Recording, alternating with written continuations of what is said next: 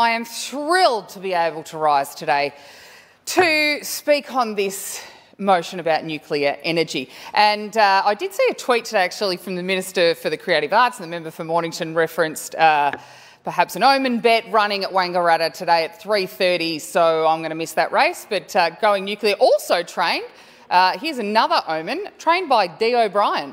Not Dee O'Brien from Gippsland South, but if that's not an omen, I don't know what is. I'll let you know how we finish up. It's paying $20 at 3:30. Now, let's talk about some facts, because I don't get my facts from The Simpsons and Blinky the Fish, who was a cartoon. I had the pleasure of hearing Dr. David Gillespie speak about the progression of the technology in nuclear a few weeks ago. And he was brilliant at articulating all of the major concerns that are being thrown around about nuclear. Now, when we talk about small modular nuclear, and there's a lot of concerns around nuclear waste. Well, first of all, we already have a nuclear industry in this country.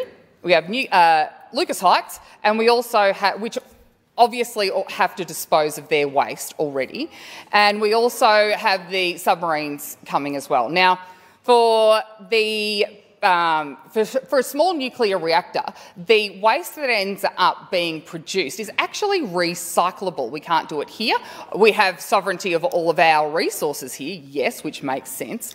But what happens is they can be reprocessed. They have to go to France. But did you know that France's biggest export, what is it? Nuclear waste? Not champagne, not cheese. France's biggest export is isotopes. So their nuclear industry is well advanced, and their biggest export is not champagne, it's not cheese, it is isotopes. So they are really moving forward in their nuclear development. And we can see it. They are, the Olympics is going to be held there in, 30 days? They didn't cancel their 15-day sporting event. They are moving ahead.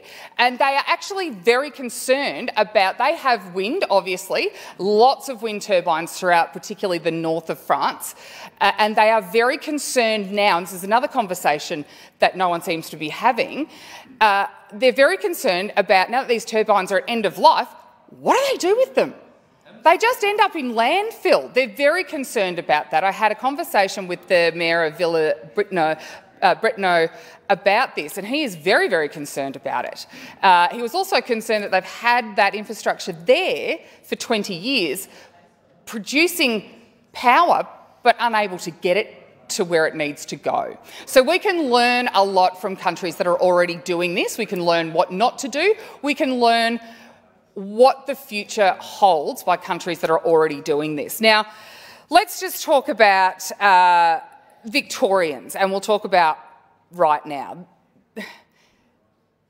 I mean, the conversation at this point, I think, has been, we've leapt over so many things in Victoria. Yeah, let the feds do what they're doing, but at the moment, we can't have plans to have nuclear in Victoria because there's a moratorium on it. If the Commonwealth Government, of whichever persuasion it might be, initiates they're having the conversation, but if they decide in the future to lift the moratorium, then we can have these conversations and start. Is that going nuclear running now? Probably not far away.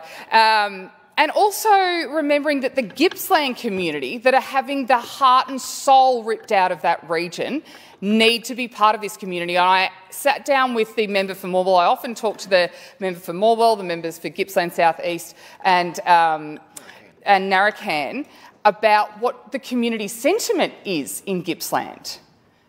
And Acting Speaker, the sentiment there is, of course they want a nuclear industry. Of course they do. They need the jobs. They are bleeding at the moment with the wipeout of the timber industry much, much sooner than it was supposed to. They are bleeding from the potential shutdown of their coal-fired power plants. They need the jobs down there. And they are more than happy to have a sensible conversation It's common sense, and that's what needs to prevail in our energy arguments right now. We just need common sense to prevail. Now, I know sometimes that common sense is not that common, but, you know, the Victorian Nationals are doing our best to bring that back and make it sexy again. Let's just say that. But after 10 years of energy policy failure, in fact, Victorians are paying a higher price for power now than I ever have, and when everything else is increasing in cost as well, Victorians simply cannot afford to be paying this price for policy failure as well. So our focus will remain keeping the lights on, keeping energy prices affordable and preventing the looming gas shortage, which Labor has failed to tackle because they're too busy talking about offshore wind, which is you know what I call these offshore wind plans? An obstacle course for whales, because that's what it'll be. It'll be an obstacle course for whales. Now, Labor's 95% renewable target relies on 2 gigawatts of new offshore wind generation by 2032. Construction hasn't started, and the federal Labor government's veto of the Port of Hastings facility on environmental grounds, because it would end up being an obstacle course for whales, is perhaps a little embarrassing for the Premier. And again, it puts Victorian jobs at risk. So we do need to talk about the right now. We need to actually talk about keeping the lights on in the immediate future. Hopefully in time, we will evolve to a point where we can have a common sense conversation about nuclear or about any technology that presents itself.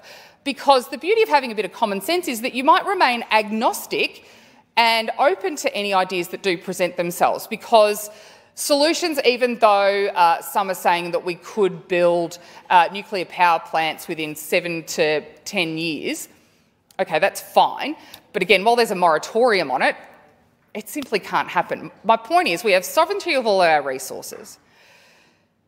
We have a nuclear industry here already. We know how to handle the waste. It can be recycled when we're talking small modular reactors. And we can learn from countries that are already doing it. We need to learn to be not so insular and black and white about these things. We need to be technology agnostic. We really do, because the future is moving very, very fast. And when we look at countries, particularly in Europe, that have had renewables for 20-odd years and are now at the end of life, and solar panels are exactly the same, and we have an abundance of solar farms in my neck of the woods, what happens to those solar panels after? Much less the emissions that go into creating all of these things to build them.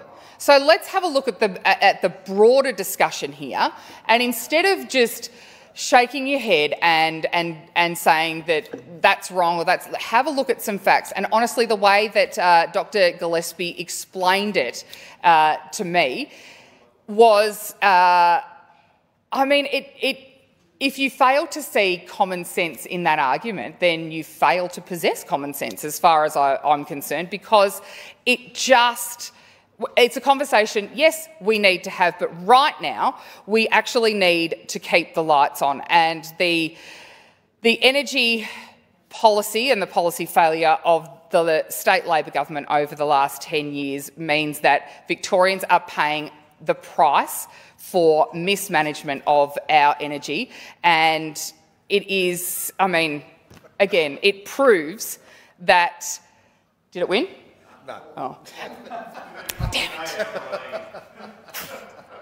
Had it on the nose too. I didn't even have it each way. Not that it'd matter if it was fourth. Okay, thanks. Oh, it didn't come close last week anyway.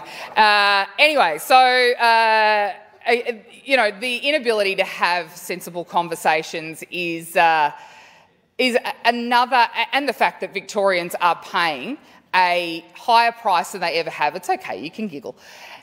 Are paying a higher price on their power bills, and that people are worried about gas coming into the future, is again another illustration that Labor can't manage projects and they can't manage money, and it is regional Victorians that are paying the price.